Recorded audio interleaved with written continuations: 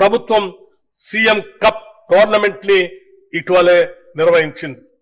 36 విభాగాలతో వివిధ ఈవెంట్లు నిర్వహించాం. దాదాపు 3 లక్షల మంది క్రీడాకారులు పాల్గొన్న ఈ కార్యక్రమం అత్యంత విజయవంతమైంది. క్రీడా శాఖకు ఈ బడ్జెట్ లో 465 కోట్ల రూపాయలు ప్రతిపాదిస్తున్నాం. పర్యావరణ కాలుష్య నివారణలో పచ్చదనం పాత్ర అతి ముఖ్యమైనది.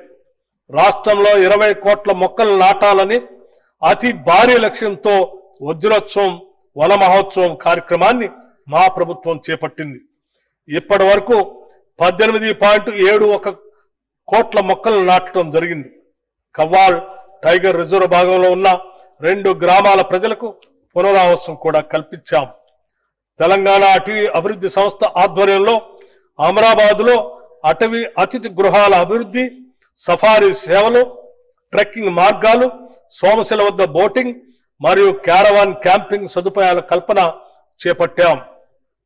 భవిష్యత్తులో రాష్ట్ర వ్యాప్తంగా 18 ప్రాంతాలను ఎకో టూరిజం కేంద్రాలుగా పర్యావరణ హితం వన్యప్రాణుల సంరక్షణ నిబంధనల మేరకు అభివృద్ధి చేస్తాం.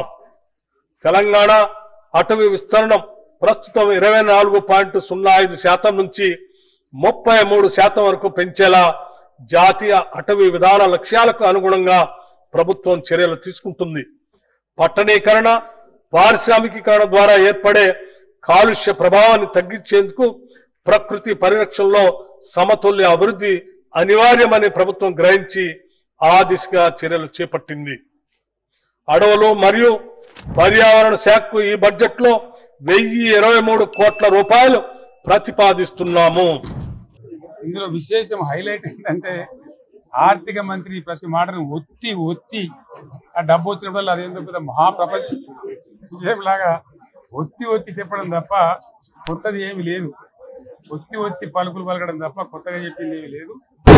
ఒక కొత్త సంక్షేమ పథకం కానీ ఏది కూడా లేదు. మహిళల పట్ల కూడా చాలా స్పష్టంగా చెప్పాల్సిన అవసరం ఉండే. కానీ వాళ్ళు మేము 1,00,000 కోట్లు ఇస్తాం, అన్ని రుణాలు, ఆ రుణాలు వీలేదో ఇస్తున్నట్టుగా ఆల్రెడీ ఉన్న స్కీమే, నథింగ్ న్యూ అబౌట్ ఇట్, ఏమి లేదు. వెరసి ఇష్యూ యాజ్ ఏ హోల్. దురదృష్టం ఏంటంటే, వాళ్ళ బ్యాడ్ లక్ ఏంటంటే, మేము కూడా ప్రభుత్వం ఏర్పడిన తర్వాత కనీసం ఒక 6 మాసాల సమయం వాళ్ళకి ఇవ్వాలని మేము అనుకున్నాం. నేను కూడా శాసనసభకు దగ్గర రాలేదు. కానీ ఈరోజు బడ్జెట్ చూస్తే ఏ ఒక్క పాలసీ ఫార్ములేషన్ జరగలేదు. రాష్ట్రానికి సంబంధించినటువంటి ఏ ఒక్క విషయంలో కూడా ఈ అర్భక ప్రభుత్వం ఇప్పటి వరకు పాలసీ ఫార్ములేషన్ చేసినట్టుగా కనపడతలేదు. అందాల పోటీలు పెడతారట, అది కూడా సిగ్గు లేకుండా బడ్జెట్ లో చెప్తా ఉన్నారు. మే నెలలో అందాల పోటీలు పెడతాం. ఎవరిని ఉద్ధరించడానికి? మీ ప్రభుత్వం అందం ఏమన్నా ఉన్నదా? చక్కగా ఉన్నదా? మీ ప్రభుత్వ నిర్వహణ చక్కగా ఉందా? రాష్ట్రంలో ఒక్క వర్గమన్నా ఆనందంగా ఉన్నదా? ఆటో వాళ్ళు ఆనందంగా ఉన్నారా? రైతులు ఆనందంగా ఉన్నారా? పెద్ద మనుషులు ఆనందంగా ఉన్నారా? మహిళలు ఆనందంగా ఉన్నారా? ఎవరు ఆనందంగా ఉన్నారో చెప్పమని కోరుతా ఉన్నాం. అందుకే గ్యారంటీలకు, డిక్లరేషన్లకు గోరీ గట్టిన ఈ బడ్జెట్ ను మేము పూర్తి స్థాయిలో రాష్ట్ర ప్రజల తరఫున వ్యతిరేకిస్తున్నాం, నిరసిస్తున్నాం. కాంగ్రెస్ చేసిన మోసం ఇవాళ ఒక్క మాటలో 6 గ్యారంటీలకు మంగళం బాడి గోవిందా గోవిందా అని చెప్పి మా చేతులు ఎత్తేసినట్టుగా కనబడింది తప్ప ఇంకోటి లేనే లేదని చెప్పి నిర్ద్వందంగా చెప్తా ఉన్నాం. జై తెలంగాణ. 2,500 రూపాయల సంగతి దేవుడు కానీ 250 కోట్లతో అందాల పోటీలకు మాత్రం డబ్బులు పెట్టిండు రేవంత్ రెడ్డి. అందాల పోటీలకు 250 కోట్లు బడ్జెట్ లో పెట్టిండు. కానీ 2,500 రూపాయల మహాలక్ష్మికి మాత్రం నయా పైసా బడ్జెట్ లో పెట్టలేదు. చేయూత 4,000 పెన్షన్ ఇస్తారు అని ఆశ చెప్పారు. 2023 డిసెంబర్లోనే ఇస్తామన్నారు. 2024 డిసెంబర్ అయిపోయింది. 2025 బడ్జెట్ కూడా వచ్చింది. ఈ బడ్జెట్ లో కూడా లేదు. అంటే సగం పుణ్యకాలం అయిపోయింది వీళ్ళకి. అంటే ఇలా వృద్ధులను, వితంతువులను, గీత, చేనేత కార్మికులను, ఎయిడ్స్ పేషెంట్లను కూడా ఈ రాష్ట్ర ప్రభుత్వం 4,000 పెన్షన్ ఇవ్వకుండా బడ్జెట్ లో నిధులు పెట్టకుండా మోసం చేసిండ్రు. పెన్షన్ల విషయంలో ఒక పని అయితే చేసిండ్రప్ప, కొత్త పెన్షన్లు ఇవ్వలేదు కానీ ఉన్న పెన్షన్లు మాత్రం కూడా వీకిండ్రు. రేవంత్ రెడ్డి గారి 16 నెలల పాలనలో ఈ రాష్ట్రంలో 1,50,000 పెన్షన్లు తగ్గినాయి. 1,50,000 పెన్షన్లు కోత పెట్టింది. వీళ్ళు చెప్పింది 4,000 ఇస్తామని, 4,000 ఇవ్వలేదు కదా. ఉన్న పెన్షన్లలో 1,50,000 మందిని ఏరేసిండ్రు. I'm challenging. తర్వాత పోయిన బడ్జెట్ స్పీచ్ లో భట్టి గారు ఏం చెప్పిందంటే 31,000 కోట్లతో రుణమాఫీ చేస్తున్నామని 2024-25 బడ్జెట్ లో చెప్పారు. 31,000 కోట్లతో చేస్తామని చెప్పారు. ఈ బడ్జెట్ లో చూస్తే మేము 20,000 కోట్లు ఇచ్చేస్తాము అని చెప్పేసాం. అంటే మిగతా సంగతి ఫర్ ఎగ్జాంపుల్ నా ఒక్క నియోజకవర్గంలోనే రుణమాఫీ అయినోళ్ళు 20,000, సిద్దిపేట నియోజకవర్గంలో రుణమాఫీ కాని రైతులు 22,000, అయినోళ్ళు తక్కువ, రుణమాఫీ కానోళ్ళు ఎక్కువ. కానీ బడ్జెట్ ప్రసంగంలో ఏం చెప్పిండు, ఇక రుణమాఫీ అయిపోయింది అన్నట్టు చెప్తున్నారు. మరి మిగతా వాళ్ళకి ఇస్తారా? ఎప్పుడు ఇస్తారు?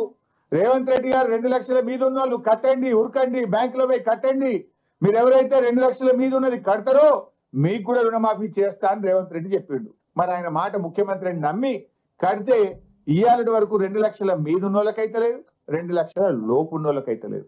నిలబడి మొత్తం 1,40,000 కోట్ల అప్పులకే కట్టినాం, ఇంకా అభివృద్ధి చేయడానికి ఏమాత్రం కూడా మా దగ్గర లేదని చెప్పింది. మరి వాళ్ళ బడ్జెట్ బుక్ లోనే ఈ సంవత్సరం కట్టింది 30,000 అని చెప్పింది.